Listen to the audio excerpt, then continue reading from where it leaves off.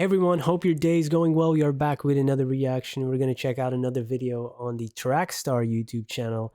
Such a great channel. Link to the original is in the description. I watched a few of these videos on my own and then I reacted to a few. I saw this one pop up today of David Byrne, of course, a well-known artist from the Talking Heads. I've been exploring a little bit of their music. Looking forward to do more, but I wanted to check out this video and see about his music knowledge. I always wonder how they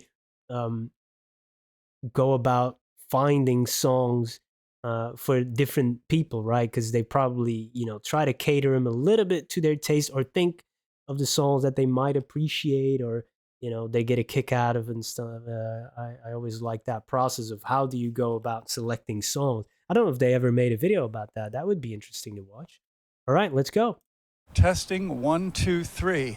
Before we start with the music, just introduce yourself. Hi, my name's David Byrne, and I'm on 39th Street.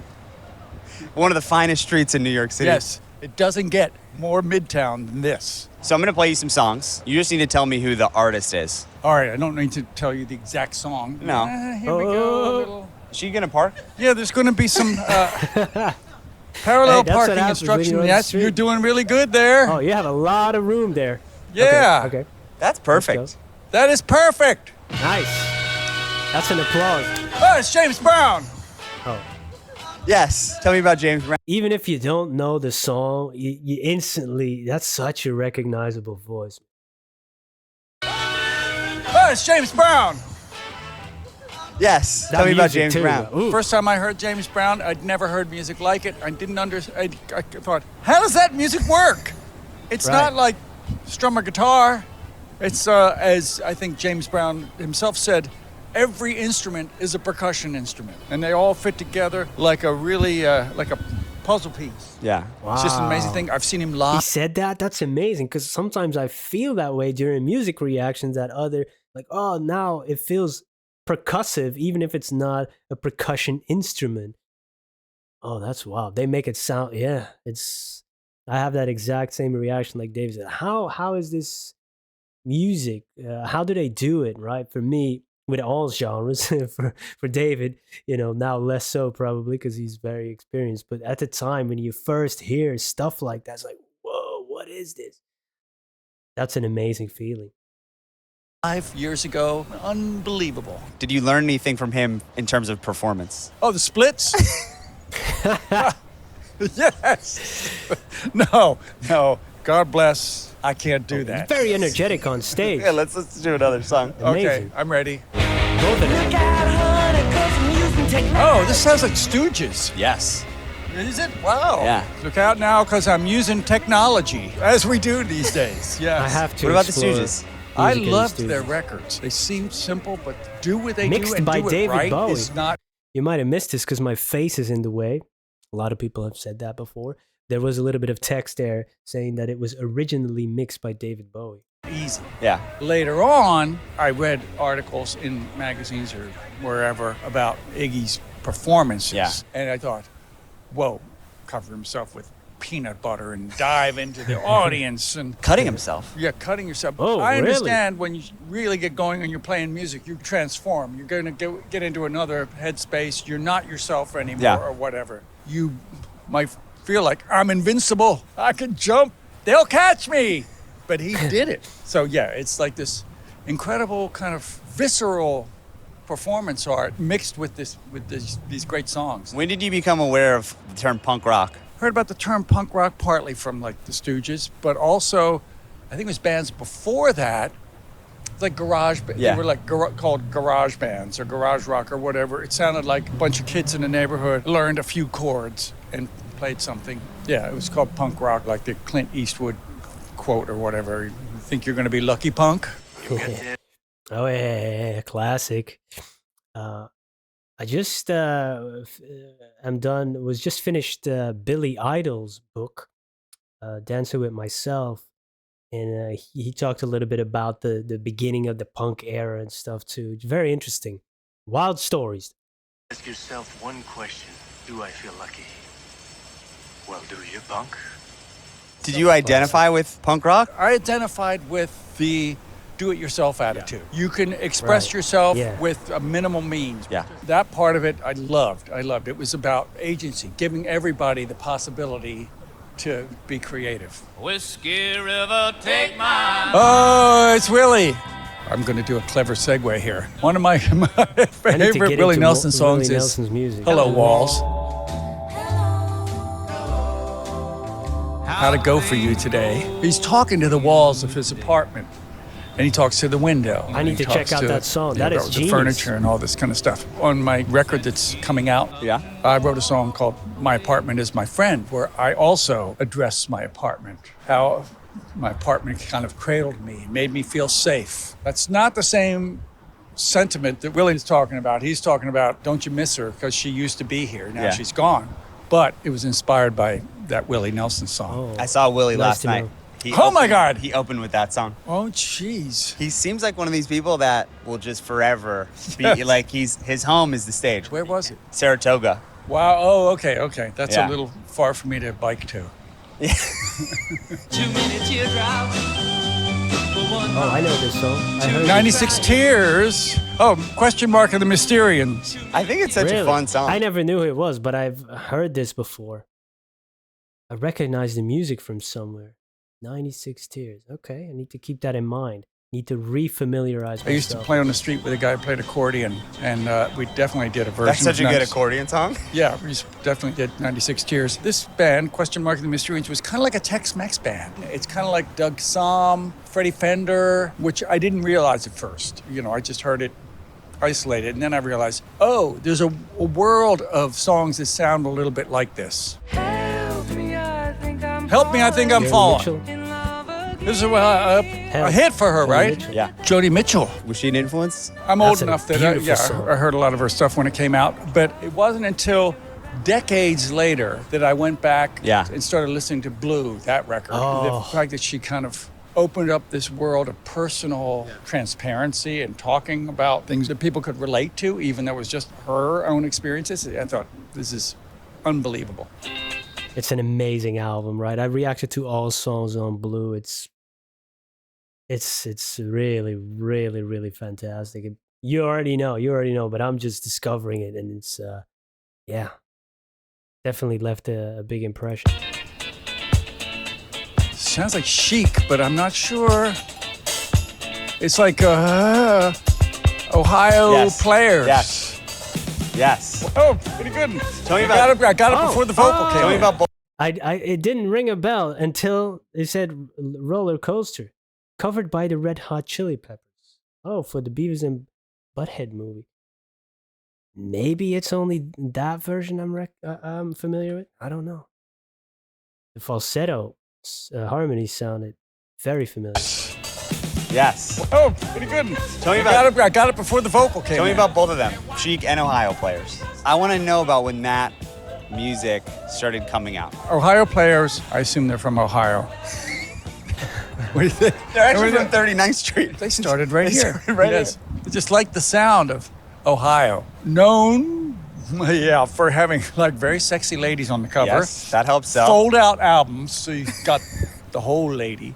And I mean, that was a thing. Yeah. I think there was one where the woman was just like Honey. covered in honey.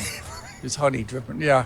It's like Iggy Pop was peanut butter. Ohio Players, they had the album honey cover with on the women. honey. Yes. Oh, so There's it was a something else I condiment thought, era. Ooh, Okay. Man, that's kind of messy and kind of sticky. Did you ever work with Chic? No, I've met Nile Rodgers, but never worked with him. Chic was more to me, I mean, funky, but they were more like the disco dance club thing. Yeah. But a really kind of minimal, stripped down version. It's like they removed everything that might not be necessary. It really worked great. Oh, wait a minute. I know this. Oh, shit. I'm going to lose it all. Oh, it's Fela. Yes. I recognize when the I don't electric think I piano never comes heard in. this. Used to be a record store on 42nd Street, right by Times Square. Nigerian We're coming musician. full It was a circle. big, yeah, we're very close to here. They had what was called the big international section. Yeah. There was no internet. There was pretty much no books or any way to find out if you didn't know who these artists were or what Yeah. they sounded like. So I would just go in and look at the cover and go, Well, that looks interesting. This guy Yeah. Fela had a record called Expensive Shit. That's how you One do it. song on each side of the Oh, record. I thought, see that's why not it's an just a interesting- groove record. He's got something to say. Yeah. I never got to hear him live, but it was hugely influential. I love this idea of just buying blind in the record store. Today, you can go on, find a random playlist on Spotify, and it'll just send you stuff. Like the algorithm will just kick things your way, but you had to actually go in there or ask somebody. Yeah, you had to ask somebody, see if there was anybody in the store who could say, hey, can you recommend one of these? And sometimes if it's not something they're familiar with, they might say, no, good luck, buddy. The business That was fun, you know. As a kid, you know, that's how I bought my first album, which was the Wu-Tang Clan, because I really liked that logo of that album. That was the only reason that I picked it, based on albums. So they always say never judge a book by its cover. But you know, if it's got an awesome cover or album cover, and you have nothing else to go on, that's pretty much what you do: the title and the album cover or the book cover. Yeah, but that was fun though. That was fun, and then you discover things you would otherwise never discover. And now with the algorithm, sometimes that happens too. You can get recommended cool stuff, and but it's not your choice. Okay, you can choose to click on it or not. But, you know, browsing in the aisle, whether it's a video store or record store, at least you got to see some of the less popular things as well, right? Now you see most popular things, but browsing, you see everything. You kind of go through it, you know, and then you see things that catch your eye, which the algorithm might never recommend. So yeah, it's kind of sad that we lost that. And maybe it'll come back in some sort of way, you know, maybe not as much as it used to, but there's still record store. I mean, I think we are going to appreciate human connection and physical things more in the future because we long for it. It's not going to be as much, but, you know, we're going to find our crowd. The business partner I ended up working with on the label I founded, Luaka Bop, used to work in a record store called the Soho Music Gallery. Yeah. The staff there was like him, John Zorn, the jazz musician. So they knew all this music. I'm going to guess that for some customers, it might have been like that movie High Fidelity, where the staff is like a little bit snobby. It's like, oh, well, no, you're going to buy that? Oh, no. You know what? I don't think I'm selling it this week. Maybe next Oh, week. no, you said that last week. Did I? Yeah, well, I played. You know, I don't have that record. I'll buy it for 40. We're up. So, now why would you sell it to me and not to him? Because you're not a geek, Lewis. You guys are snobs. I have one more song.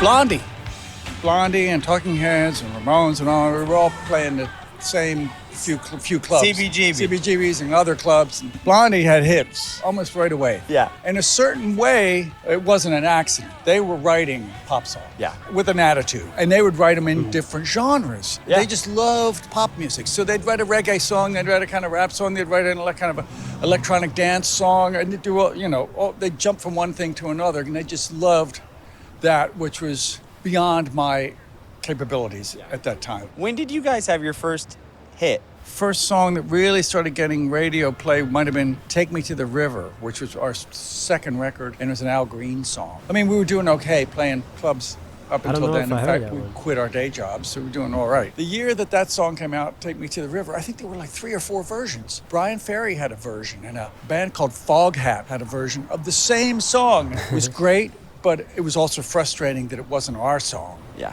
It wasn't the money, it was just like, oh, Artistically, you're like, no, you got to we hear want to be what we something do. But we got a fair amount of airplay, so it was good. I'm fascinated by this time period in New York City and the musical movement that's happening. Blondie, obviously a huge part of that. Hip hop being birthed, punk music, rock and roll, art rock, all these kind of clashing, the art happening at the same time. CBGB. Like, is CBGB overhyped, or was it really It's a little overhyped important... because there was other places that hip hop and the graffiti artists and stuff, they were kind of more in the mud club Yeah.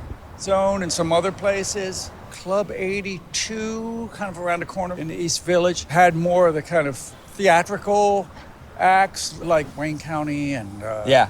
the Dictators and these Yeah. different bands that had more kind of attitude and whatever things going on. The city was kind of on its knees. It was on the verge of bankruptcy. This was like Ford the City dropped dead. So the city did not care what you did in these clubs or whether everything was on the up and up or Yeah. big. People could just do things. It's Yeah. like, I'm going to open the door and serve beer and have some music. Yeah. And you could probably find a place to rehearse Yeah, you with can the find a band place- for pretty cheap and Yes, practice, and you yeah, didn't need to I'm make as much money to pay your rent. I'm afraid to tell people what our rent was then. My share was $150. Bring it back. Yes, can you believe that? I could work like a part-time job as a theater usher and then rehearse at night and go hear music without that cheap rent. You know, there's no way you could do it. Thank you for taking the time. Hey, It was man. great to Thank meet you. That was fun. That's cool to learn back about. to the real world. Back to the real world, indeed. That's why I love checking out these videos. It's a little bit of an escape while you still learn about history of the actual world and the music scene in New York City back then. And it's very interesting. A lot of these songs I didn't know. And yeah, so many great songs and artists to check out on the music channel. Please, recommendations always welcome, whether it's for this channel or the other one. It's been an amazing journey. Thanks for being here. Have a great day. Goodbye.